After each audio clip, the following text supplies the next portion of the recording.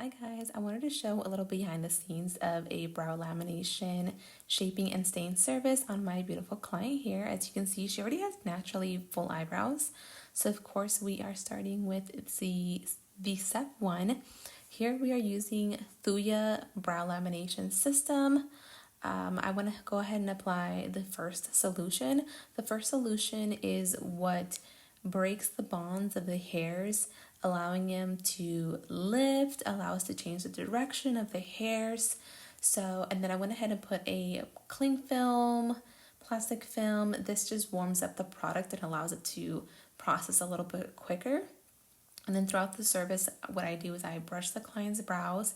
Here, it's been a couple minutes, so I'm checking to see how the hairs are processing.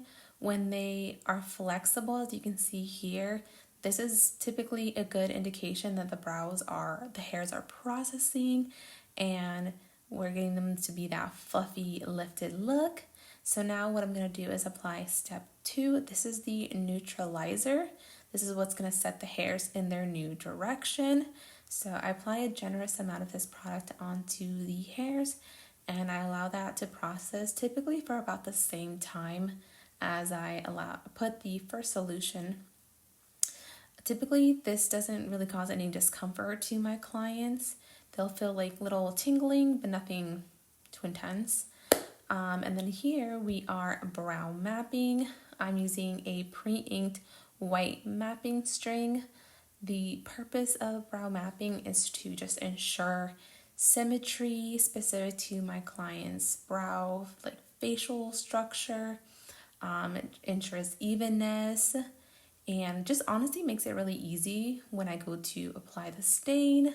Typically, I will either, depending on the client, if it's a new client, she's already been a regular mine for a while, so I didn't do this, but typically if it's a first-time client, I will actually show them the mapping design that I concocted for them and show them and making sure that they basically approve of the design, the shape, and kind of talk them through what I'm gonna do, where I'm gonna apply the tint. That way they just feel comfortable. You can either do this with a mapping paste, a mapping pen, a ruler. It really just depends on an artist's preference. But I find that doing this just kind of gives a client peace of mind that, we're taking the time to map their brow specifically to their face, if that makes sense.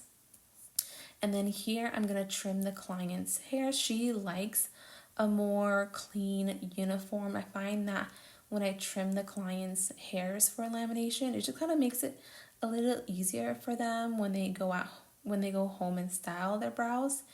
But it's really like a client preference. Sometimes I have clients tell me that they don't want them trimmed. It's just kind of client preference. You don't have to do it.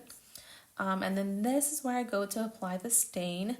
I was going for a light brown color for her. So I'm applying this precisely, and I typically start on the bottom line and then just blend it upwards, really trying to apply it in thin layers.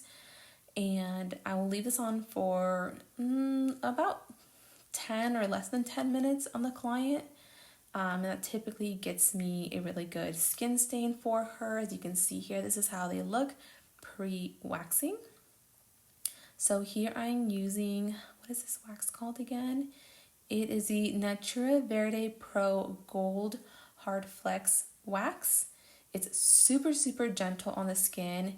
It typically does do a really good job at grabbing all the hairs. I do notice that there is certain hairs that it won't really grab the best, so I will go in with my strip wax, but in very specific sections. But as you can see here, like I said, it's super, super gentle, and for the most part, it does pick up most of the hairs. This client actually does have really sensitive skin, and she said that she really liked the feel of this wax. It didn't feel like it left her skin raw.